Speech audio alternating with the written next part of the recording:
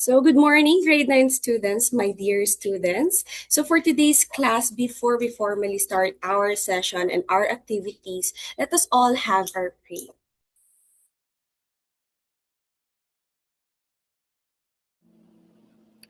Heavenly Father, we come to you today with humble hearts, seeking your guidance and wisdom as we begin this program. Lord, we ask that you would bless every person who has gathered here today, and that you would be present with us in a special way. We pray that this program would be a time of learning, growth, and fellowship for all of us. Help us to listen to one another with open hearts and open minds, and to support one another as we strive to serve you in all that we do. Please give us the strength and the courage to follow your will and to use the gifts and talents you have given us to make a positive difference in the world. We pray all of this in your holy name. Amen. Amen. So, for our attendance this morning, can I call our class secretary, Nicole? Do we have any absences now? Hello po ma'am, good morning po. Wala po tayong absent, complete attendance po. Very good. So now that I know that everyone is here and that everyone is present. Oh, so first let me make a disclaimer. For time to time, I will look at my right because I'm using two devices, one for sharing my screen. So I hope you understand so that I can see you all because I know that you all made an effort to attend this class today. So for our class rules, of course, even if we are on an online setup, we will still have class rules. So our class for today will involve energy. So let us always remember energy. Energy in terms of our actions that we are energetic today, and energy in terms of having our topic for today. But later on, I will discuss why is energy important for today's lesson. But first, letter E, engage in learning. Today we will do much more activities that will involve you to do stuffs and tasks in groups and maybe individually. So I hope that you engage in learning because today we will learn about refrigerators. So I know that refrigerators is very close to you. I know that and maybe every one of us has our own refrigerators at home. Next is no unnecessary noise. Of course, you should mute your microphone unless I told you so or unless I recognize you to speak. Next, execute tasks responsibly. Of course, as I have said, we will do some tasks that will require you to do some tasks responsibly. Next, respect others. Of course, I will be asking questions later. Maybe some of your classmates does not know the answer, or maybe they say some answers that you do not agree on.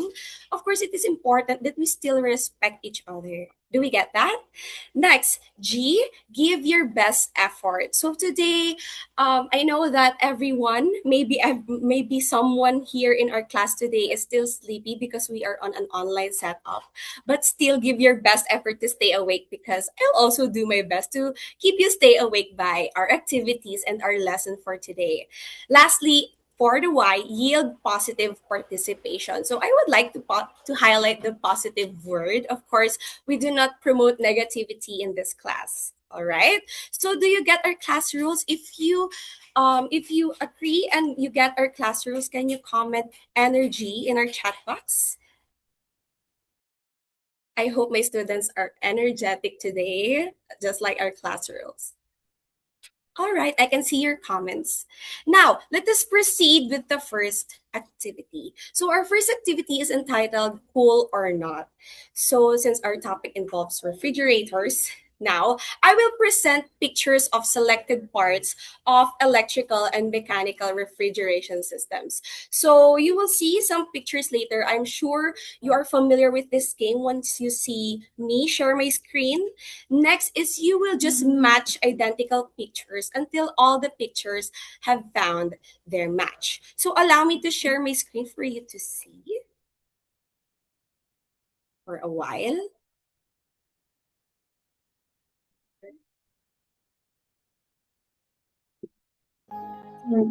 Can you see my screen? You can unmute if you see my screen or not. Yes po. Nakikita po namin. Thank you so much. Now we will just choose between the numbers here. I will make you choose two, and you will just match the pictures being given here. So let me try first so that you can know. So first, I would like to try 1 and 2. So it's not a match, and you will just try to match the pictures.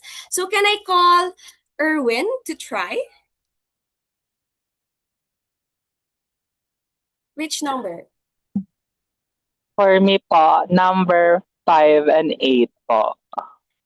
5 and 8. Ooh, it's not a match. Another one. You can try again. 1 and 8. 1 and 8. Very good. Next one. Carmi, would you like to try? Sure po. Number 3 and 10 po. 3 and 10. Ooh, first try. Very good. Next, can I call Adrian? Would you like to try to match? Yes po. 7 and 5. 7 and 5. Ooh, another one. You can try again. 2, 4. 2 and 4. Ooh. Okay, can I call another student? J Rose, can you try?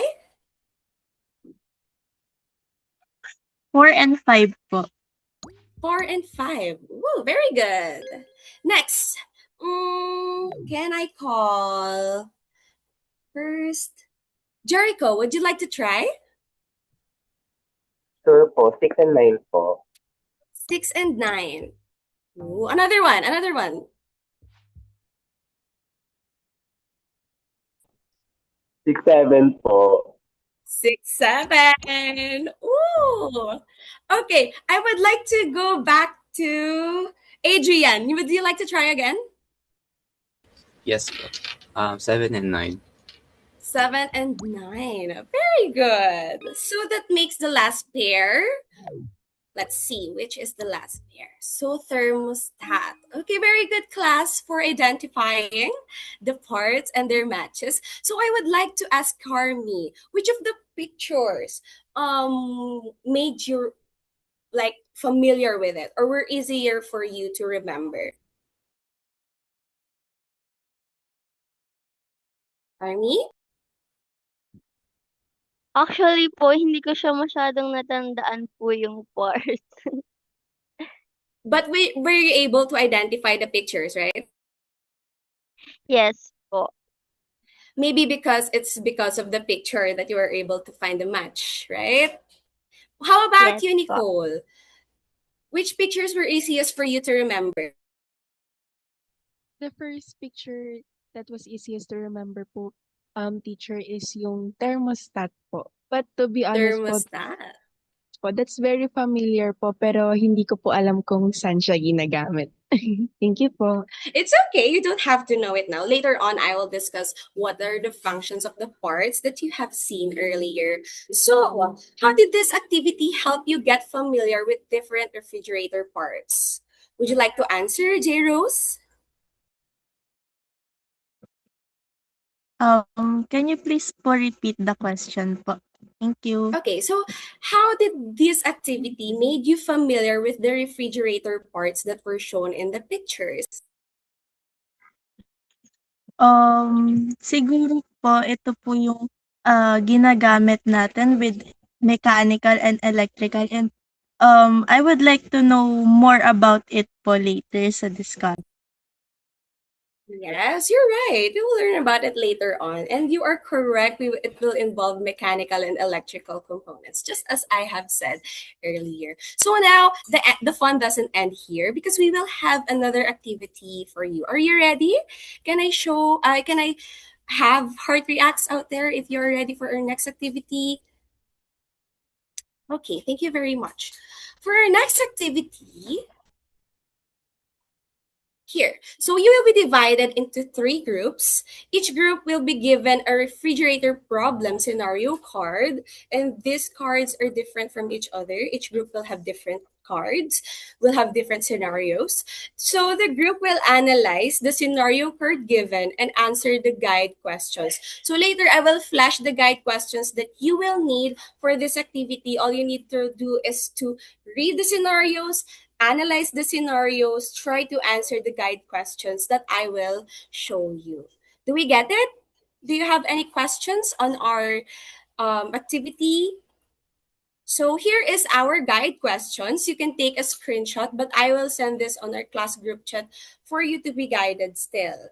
So these are our guide questions. Is the problem mechanical or electrical? You will try to guess according to the scenario. Or the next question, how does it affect energy consumption? So remember energy, we had that in our class rules. Next, what is the practical solution for the problem? So have you taken a screenshot? If not, I will send it on our GC. So here is the refrigerator problem scenario cards. So group 1 will have the scenario about thermostat. The group 2 will have the scenario about the temperature of the refrigerator. Group 3 will have the scenario about the clicking sound in the refrigerator. So later on, you will have the chance to analyze this. You will only have 5 minutes to do your task and 1 minute for the presentation. Don't worry for the presentation. I will just require you to have a brief explanation of the guide questions. No need for you to create your PPT because I will send a link where you will put your answers to the guide questions for a while. So here are our groups, by the way. So observe which group you belong, and you can now join our breakout rooms. I will open it.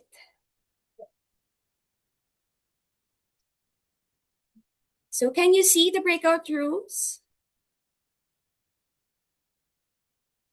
You can now enter, and here is the board where you will put your answers. All right, you can join. I will try to join each room so that I can see your progress.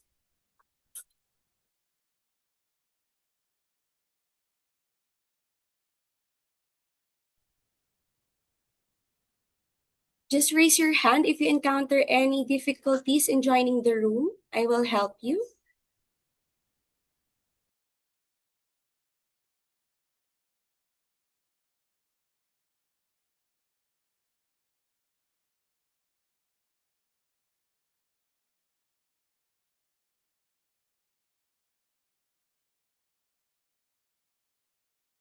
Mm-hmm.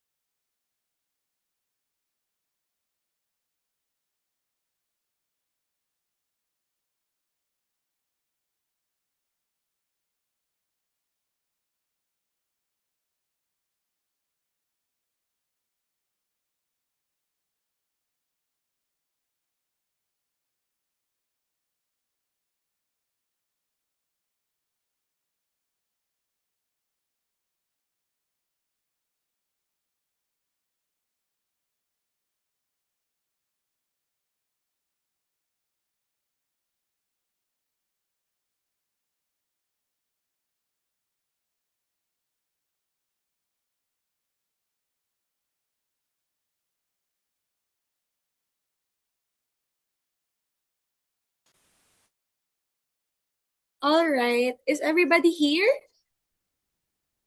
Do we have the groups now? Can I have the members of group 1? Can you raise your hand, please? All right. How about group 2? Can you raise your hand? Is group 2 here? Maybe they're coming back. Group 3. Do we have group 3 here? All right, so we are complete. So we'll proceed with the presentation. Again, 1 minute only, please. Just make it brief on your answers. Okay, let's first start with group 1. So, who will be the representative for group 1? Okay, you can now speak.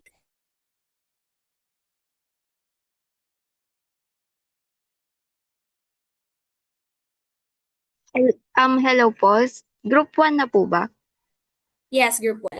Yes po. So, yung sa ano po namin, dapat po siya electrical po since na ano po namin yung electrical is for parang sa electric po yung damage while yung mechanical naman po is physical damage sa rep. So, ang sagot po namin is electrical po talaga. Thank you po.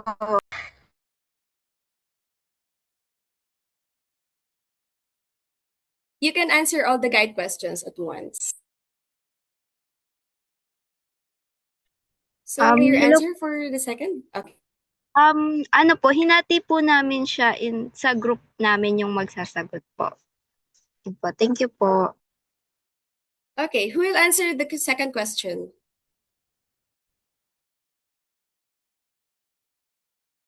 Okay, you may now start. To answer the second question po, how does affect energy consumption? Napag-usapan po namin kanina na it will affect po when consumption is always set to the coldest level at makaka-apekto rin po ito sa pagtaas din ng electrical bills po. Thank you po. All right, electrical bills, very specific. Next, is it just in my screen but there's no answer for the last question? Sorry po, hindi lang po namin nalagay kasi It's okay. po nag-content. Ano po, yun sa practical solution po namin is hinaan po siya kasi po kung papatayin po namin siya na fully, ang problem po namin is may kalahati pong laman yung ref. So ang practical solution po namin is hinaan po yung mismong freezing temperature po ng fridge po. Yun po, thank you po. Okay, thank you. Next group. You don't have to wait for me to recognize you. You can speak to answer all the questions. Group 2.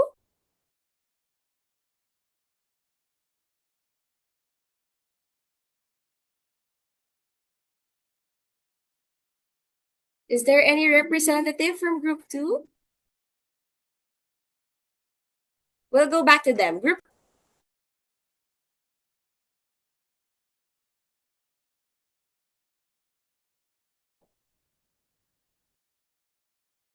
Excuse me po, group 3 na po ba?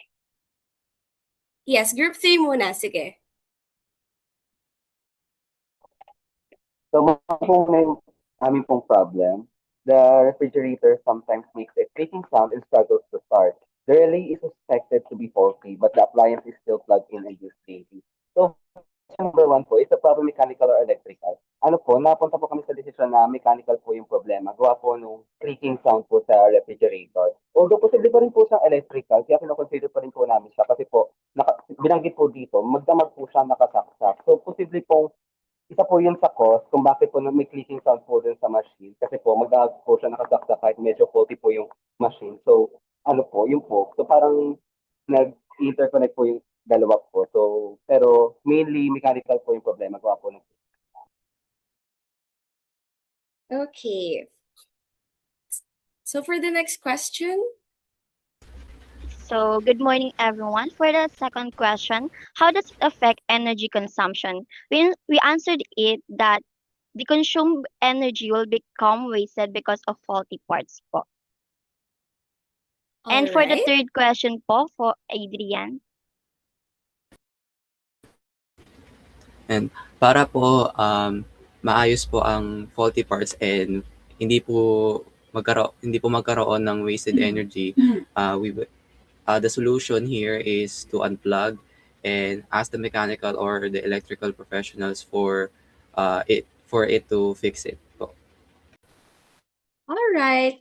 Thank you. Let's go back to group J. Rose.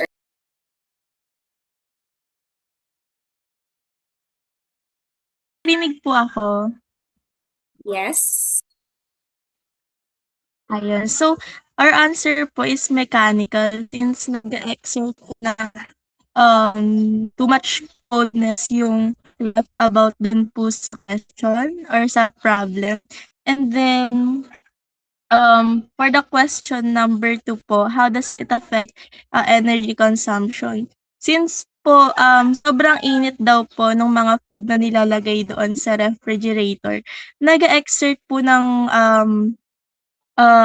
too much energy yung refrigerator para mapalamig po yung food. Kaya po nagkakaroon ng problema when it comes sa refrigerator. And our practical solution po for that is bago po natin ilagay yung food sa ref, dapat po ilagay muna or palamigin po muna natin yung food para po sa ganitong paraan po mas makakatipid po sa kuryente and hindi po mahihirapan yung ref para sa food natin. Yun. All right, very good. Can you give yourself a round of applause for having your presentations? Very good. Later on, we will discuss or we will confirm if the problem related in your scenario is really an electrical problem or a mechanical problem. Very good. For a while. So now I have a question. Which part of the activity were like the most difficult or challenging in solving the scenarios? And how did your group address it? Can I call Jericho?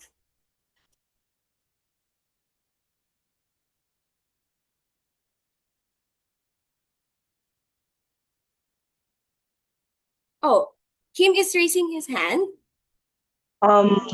For the group po namin, ang feel ko pong nahirapan kaming sagutan po is yung number 1 po. Kasi po, hindi po kami gaanong marunong sa mechanical and electrical things po. So, hindi po namin siya ma-identify kung ano po yung pinagkaibahan ng dalawa. Kasi po, ang una naming hint is mechanical, is literal na machinery lang po. And then yung electrical, like wirings, like that lang po. Yan lang po. Thank you po. Okay.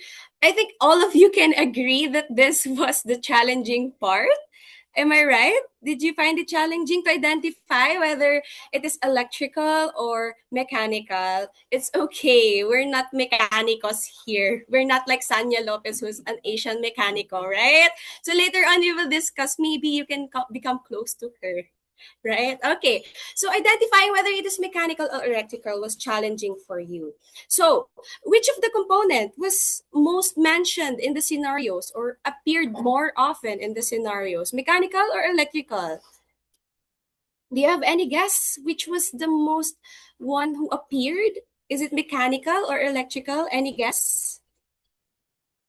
Do you have any guesses? I see mechanical. All right.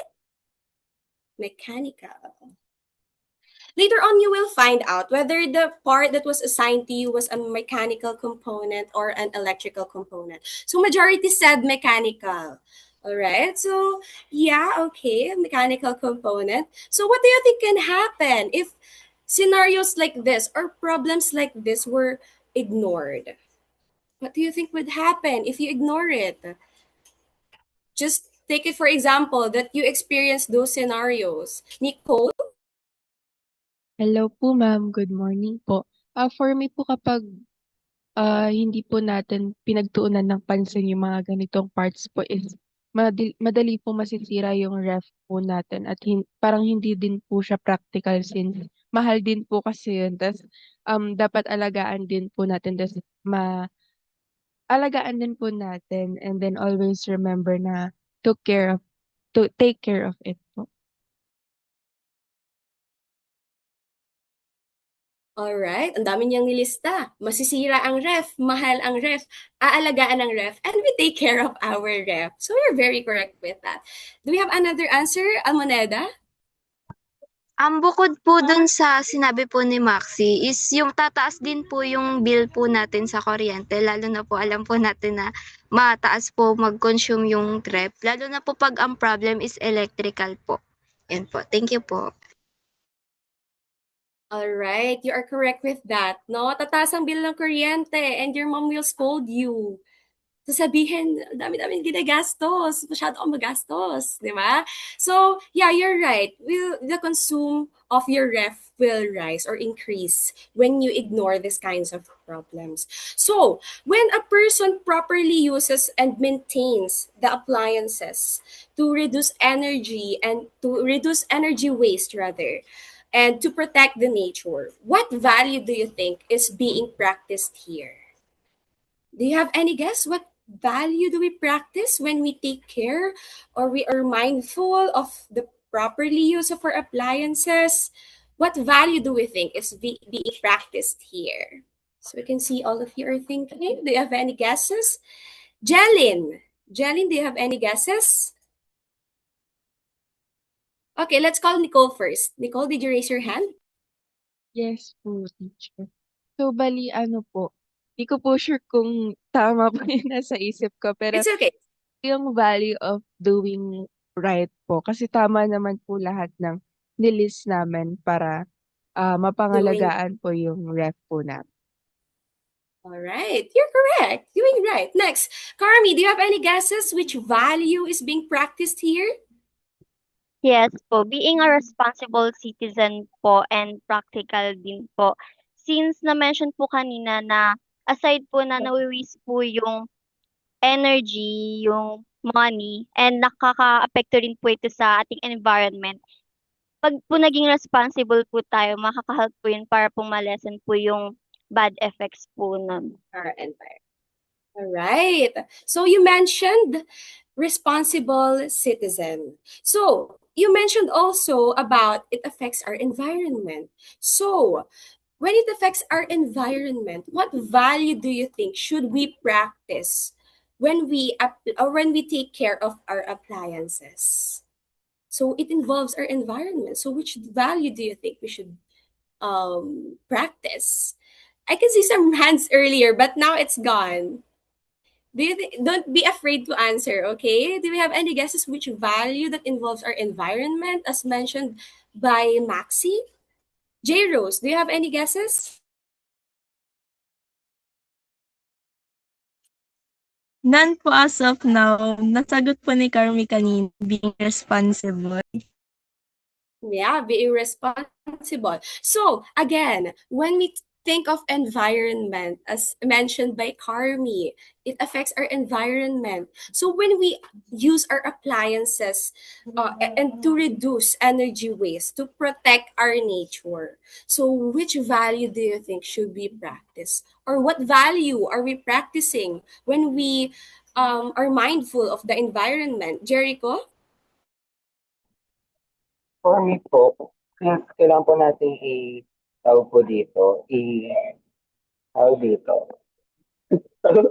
Yung para po, It's okay. value po yung environment po natin. So, we need Value to the environment?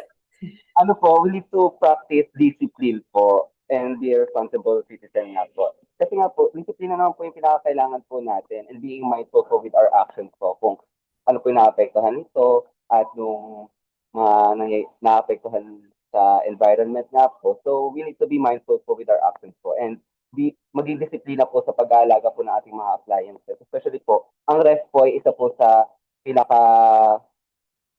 malakas kumonsumo ng kuryente sa bahay since lagi nga po siya nakasaksak since hindi nga pong panatilihing malamig yung mga pagkain at mga tubig. So, malaki po itong magkonsumo po. Without proper maintenance po and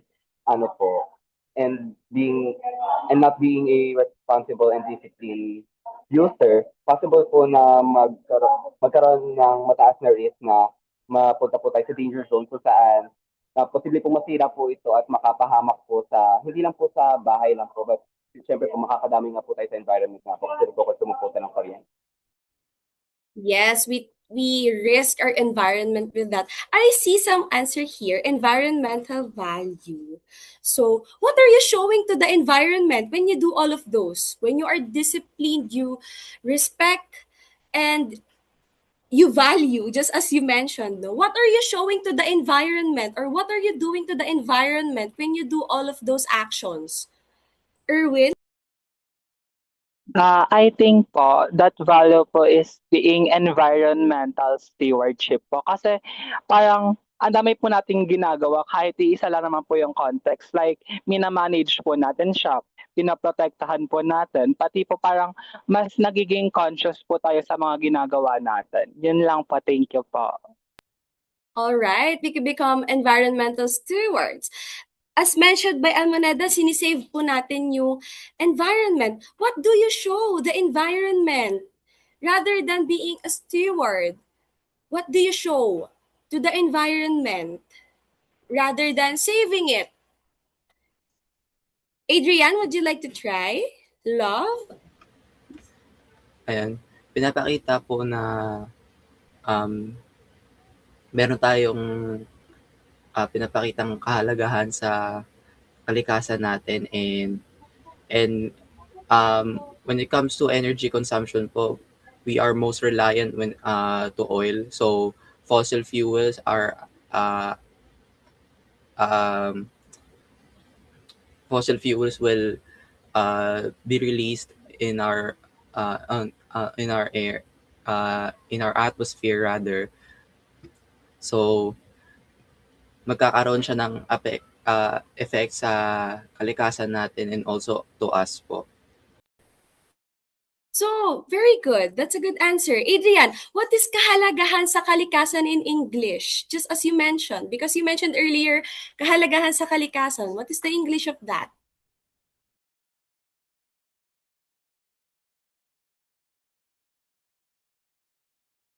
J. Rose, you raised your hand. Importance? Other than importance? Yes po. I think po with all the things mentioned, we are being mindful with the use of the energy. And ayun po.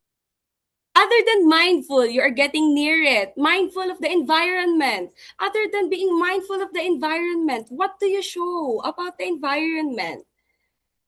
Erwin, would you like to try?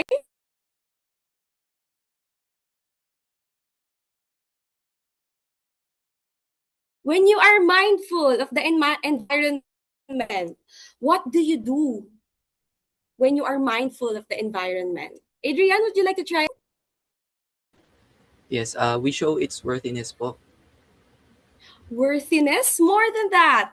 When you are mindful of the environment, you do what? You are taking care of it. Very good. So when you are taking care of the environment, all of this mentioned sakop yan. Okay, all you mentioned, doing right, being a responsible citizen, being it affecting our environment, we value the environment stewardship that Erwin mentioned, all of this points back to the care of environment. So when you are identifying whether it's mechanical, nasisira yung ref, mahalang ref, it means that you take care of the environment. Do we get it? Do we get it? Why care for the environment is an important value when we analyze this refrigerator problems?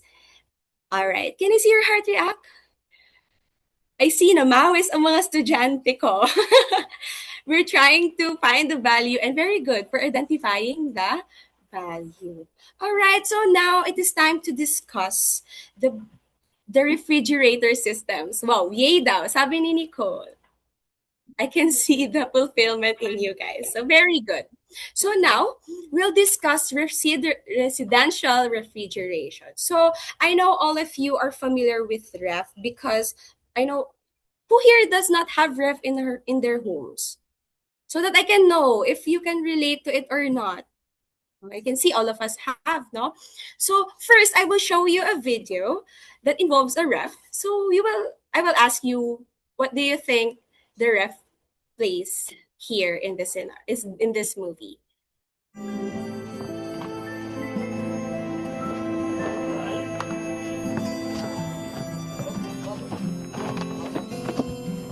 Thank you, Kuya.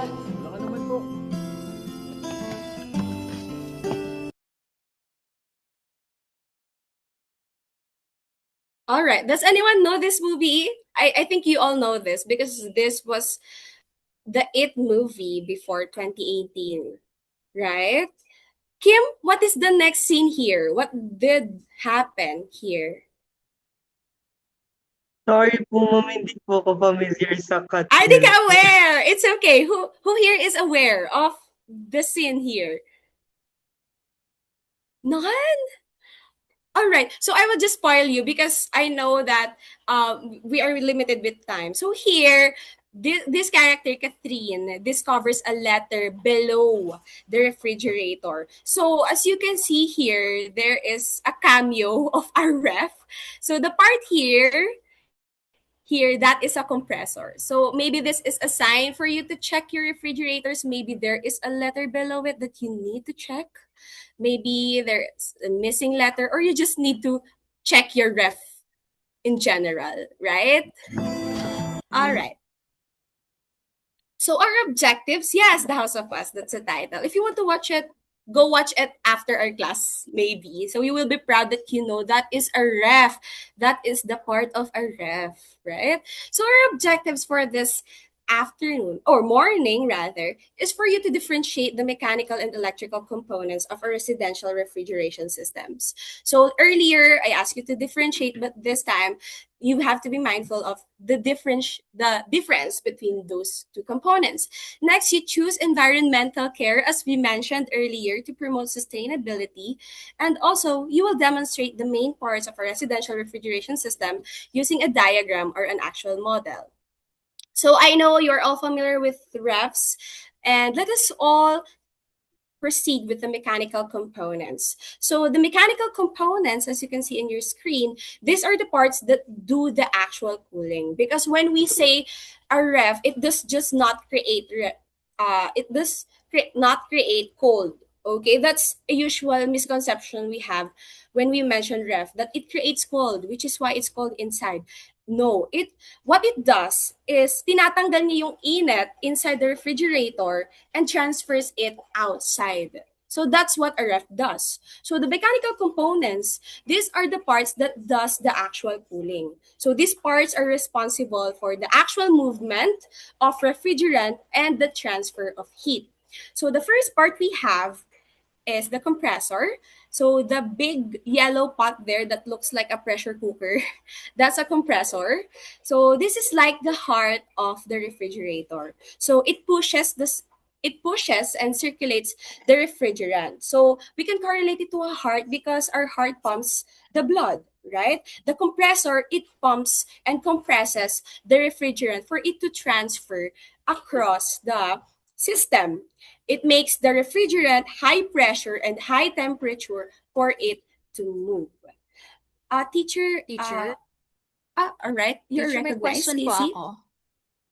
Teacher, if there is one thing po na we need to remember to differentiate electrical and mechanical, what would that be? All right. So to differentiate mechanical and electrical components, we must always remember that these two are interconnected with each other. Why? Because the electrical component is the one in charge of the electricity of the system, which means that the electrical components, these are in charge of making the mechanical components work. So we can correlate it. For example, the managers or the bosses are the electrical components because they guide and they regulate the system.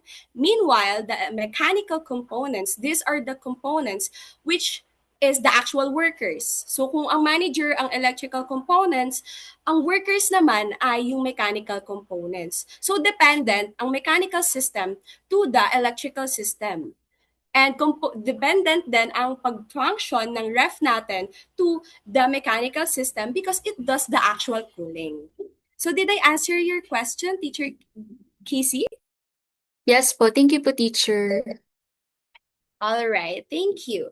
So where did I left from? Again, a compressor, this is the one that pumps the refrigerant across all the parts of the system. Next, we have the condenser. So the one that you see there, the yellow that looks like that curves around it, that's the condenser. So the job of the condenser is to release the heat from the refrigerant into the surrounding air. So as the refrigerant loses heat, it changes from gas to liquid from the word itself, condense. Okay, it condenses from gas to liquid. Basically, this part releases the heat outside the refrigerator. So if you have your refrigerators at home, you can check after our class. You touch the side of the ref or the back of the ref. If it is hot, you will observe it, you will touch it, no? It is hot, and that means that the condenser is working from it. I don't know if you've experienced this, yung mga nagpapatuyo ng damit sa gilid ng ref, or am I too old for that? But yung nagpapatuyo ng damit sa gilid ng ref kasi mainit yung ref natin, yeah, that's the condenser working because it makes the gas into liquid. Next, we have the evaporator.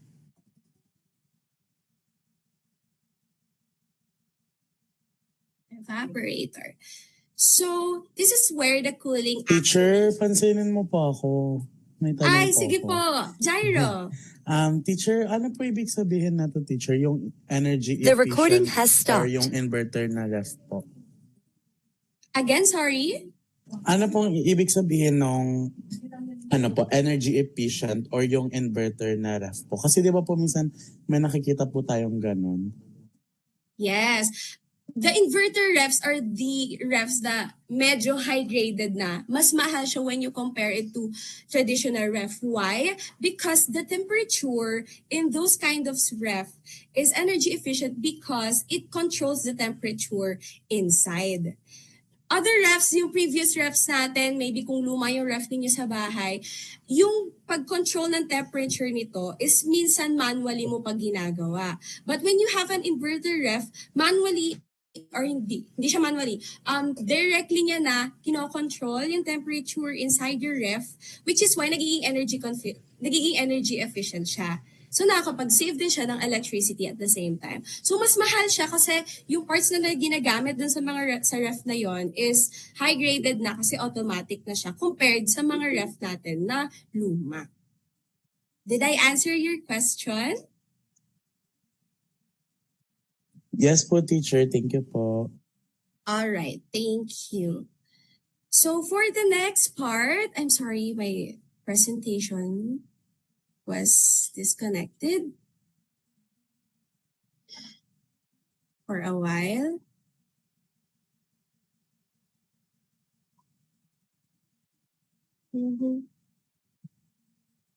Did someone raise their hand? Teacher Marveline, okay. What's your question? Teacher, what can you say naman po about an AI-ready refrigerator? Ito po yung market at an AI fridge po or smart AI refrigerator. Yeah, so those kind of refrigerators, it also controls the temperature of your refrigerator, but it has some kinds of system in it that when you enter or when you put, for example, on our scenario kanina, mainit yung nilagay niya doon. So kapag doon nilagay niya yung mainit na yon, yung air from that mainit na food is tina-transform niya into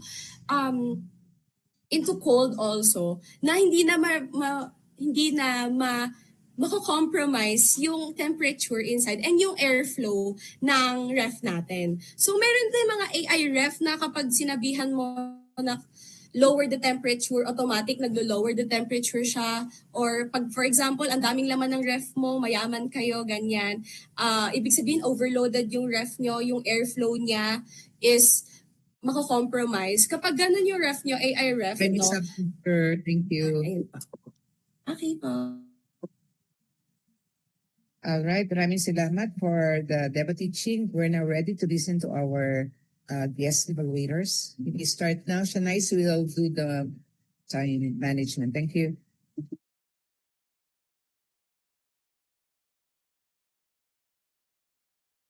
Julia, you may call on your first evaluator. And for our evaluators po, since we are bound by time, since meron po kaming next demo teaching, maybe we can keep our feedback po limited to 1 minute lang po. Thank you po. Okay po. So, for the first evaluator from PNU South Luzon, si Teacher Targa na lang po muna. Ayan. So, am I audible po? Yes po, audible po. Ayan. So, i-wrap up ko na lang yung comments ko. So, the objectives are good. So, nakita talaga, especially yung affected domain, when the learners share their ideas about the environmental values. Yan. So, your voice is clear and ay nagustuhan ko yung accent mo. You're confident and the smile that encourage every learners to learn and participate in your discussion. So, to avoid naman ng isa lang, dun lang sa activity, I think ay nag-exceed siya ng 10 minutes. Dun sa may groupings, ayan. So, nagustuhan ko rin yung integration ng ICT, especially that we are in the online class mode. So, mahirap magpa-activity talaga. So, nagustuhan ko yung mga breakout rooms, ideal boards. So, hindi naging hindrance yung online class to facilitate and may pakita yung excellent teaching pedagogy. So, thanks po dun sa idea na yun. So, maybe I will use that also in my demo teaching. So, thank you po. Thank you po, Teacher Targa. Next po si Teacher Mel po, Moraga. Hello, good morning everyone. I hope I am audible no. So I will wrap up my comments about your demo presentation ngayon. First, I notice your objectives no. It is correct that the cognitive is number 1, but it should be followed by the psychomotor domain because before affective, that is the standard for TLE because learning is very skill-based pagdating sa TLE. So affective comes after experience. So cognitive, psychomotor, and then affective. And also, avoid saying if you want to your students because it may look like you are pleasing them.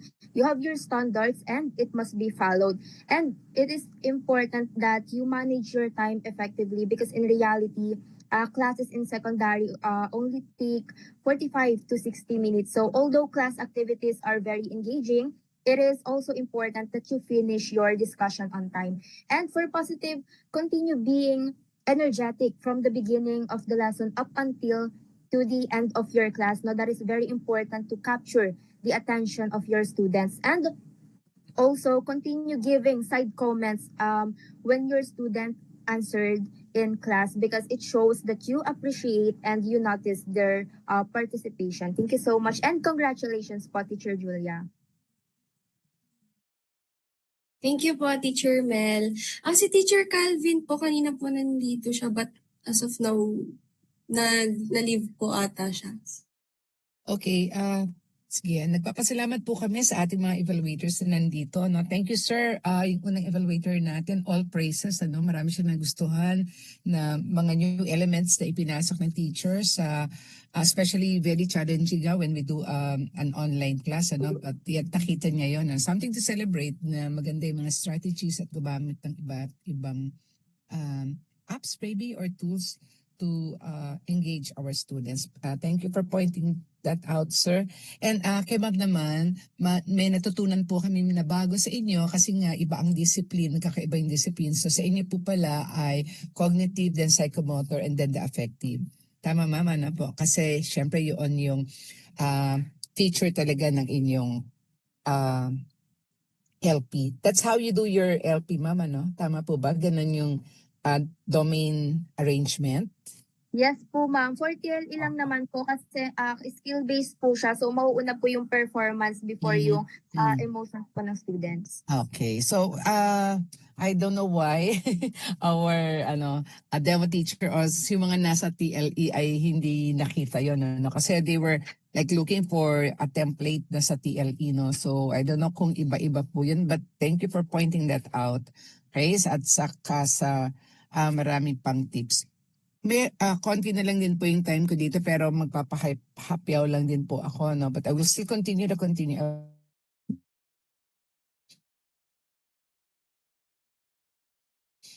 Okay, so very technical ang topic natin, kaya nga sabi natin very challenging yun. Tanungin ko lang yung teacher, what did you learn about a part of wherein you're already doing the actual values integration? Sige nga, let us hear from you, the teacher. What is In one thing terms to po, always remember? dun po sa values integration siguro, Prof. Kasi the students mentioned na po talaga yung electricity, energy, yung about anything about consumption ng energy. Parang nung na-mention nila yung environment, nagpintig na yung tenga ko kasi somehow makukonek ko na talaga siya. But then yung word talaga to, or yung question talaga to, para mapalabas yung value. Siguro dun po ako nahirapan kasi tama po yung mga sinasabi nila. I mean, technically tama naman po. Magiging disciplined sila. They're valuing the environment. Parang nagigets ko yung gist ng answer nila. Kaya somehow ako din napuprostrate na, sorry, hindi yun yung sagot. Pero ito yung sagot na hinahanap ko. Ganon, care for the environment. And then, nung nakapagsagot sila nung care for the environment, ayun po, nakonect ko naman siya somehow dun sa ibang answers nila na, yes, when we are taking care of the environment, we are disciplined po, yung mga ganon po. Okay. So nakita natin yung importance ng probing questions, no? Na para naturally integrate natin yung value. Kaya medyo tumagal doon, ano? Ang tagal actually doon. Kaya konti na lang yung time para doon sa abstraction, right? Ano? So kumonti na lang yung time sa abstraction. And since this is a very technical topic, nakita ko yung effort ni teacher to still engage the student. You mentioned about the 6-7. Alam mo naman na favorite siya ng mga estudyante. And then nag-insert ka ng 2018 movie ni Catherine Bernardo ba yun? So nakita niyo Yes very po, interesting. And you also mentioned about Sanya Lopez. What else? Yeah, I think that is your way to engage your students, to still hold on dun sa attention at interest ng students. Okay? So sorry I cannot finish all the continue avoid because I'm going to my next class, but congratulations to both teachers.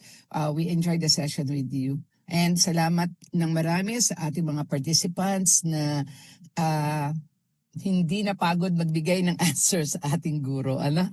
Thank you very much. Yeah, you can have a picture with your